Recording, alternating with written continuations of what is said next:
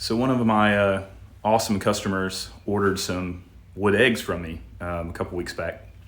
And I never made wood eggs before, but I said, sure, I'll give it a go. And they actually turned out really well. She was super happy with them.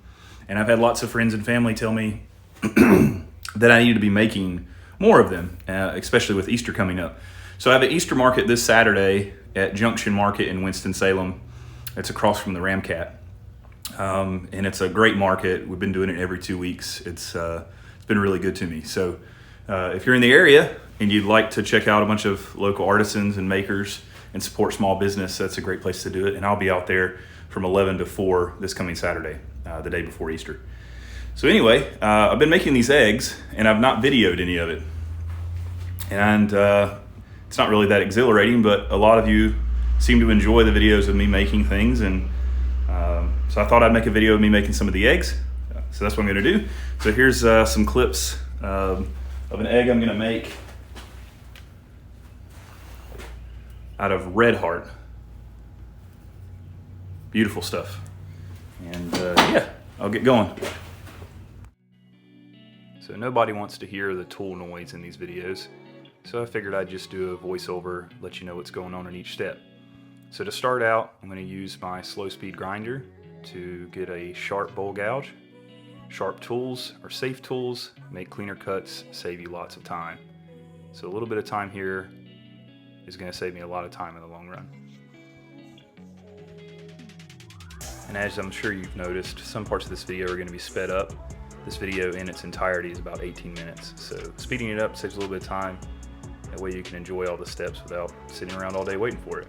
So here I'm just what we call chucking the piece. So that cylindrical piece you see there that I'm turning with the tool is a jaws, and that holds the piece in place. You can see I'm spending a lot of time here tightening it down. Again, a little bit of time here is going to save you a piece flying off the lathe later. So taking your time is the best way to stay safe with the lathe. If you do that, they're very safe tools to use. So once we have the piece secure in the jaws and our tool rest in place, we can actually start turning it. So here I'm just using a bowl gouge, recently sharpened. There's other tools you can use for this, for roughing out a piece. Bowl gouges are just a really versatile tool, and I probably use it more than anything else. And I'm recording at a weird angle because of the camera tripod, and so I notice after I've gotten into this one a little bit that I've actually made it quite a bit smaller than I would a normal egg. Most of my eggs are about the size of a large egg you get at the grocery store. And so I've noticed at this point, oh well, it's going to be a little bit smaller, no big deal. But it's the exact same process for making a larger egg. And so see here, I'm cutting away the piece, working it into the rough shape of the egg. And this actually goes rather quickly, so it is being sped up, but the whole process from once the lathe is spinning to getting the egg to the egg shape, the final egg shape, it's probably only about 3 minutes. So here I moved the tripod stand out of the way. It was just too awkward, so that I could get some cleaner cuts. And again, I'm just working on getting the shape to where I want.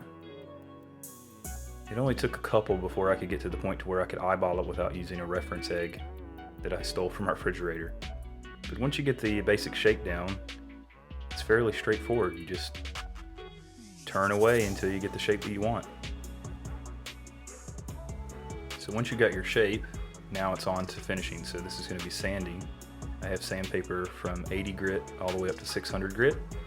The sanding process takes just as long as the actual turning process does. So another 4 minutes here or so to get this sanded up to where it needs to be. And another important step as I'm sanding is that in between each grit, I'm actually using just a little bit of water in a spray bottle to raise the grain up so that I can knock it back down with the next grit. This makes for a really smooth finish at the end. So here you have it, the final shape, sanded up to 600 grit. And from this point comes the fun part, when you get to put your finish on it. And I like to use just the Johnson paste wax with these.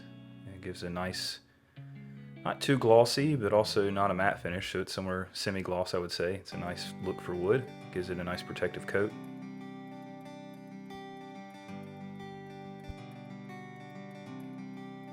So the first paper towel had the wax on it, and from here I'll take a clean paper towel to clean it up. And you want to use a little bit of friction here so that the egg gets warm in your hand. That means that the wax is melting in. There you have it. From here is probably the riskiest step, taking it off the lathe. This is called parting. You use a parting tool. If I'm going to lose a piece, this is when it happens. So let's see if we can get it off here in one go. There you have it. Sometimes it'll go flying off the lathe and you have to go chasing an egg. That's always fun. Just using a knife to clean up the end here before sanding.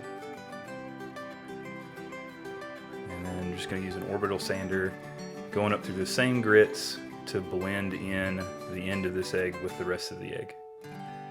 This takes quite a bit of time as well, probably about 2 to 3 minutes an egg. And once it's all blended in and sanded, and a little bit more wax, using quite a bit of friction to get it rubbed into the end just the way you did the rest of the egg, so that the finish matches and you get a nice pretty egg like that one. Again, this one's made out of red heart. It's a nice pop of color for the other eggs that you'll see here in a minute. So here's just some of the eggs that I finished between yesterday and the one that I've done today. These still need the bottom sanded. This particular one was Osage orange. This one's poplar and purple heart. Well, I hope you've enjoyed this video, and if you'd like to order some eggs, drop me a message, or you can find them this weekend at Junction Market.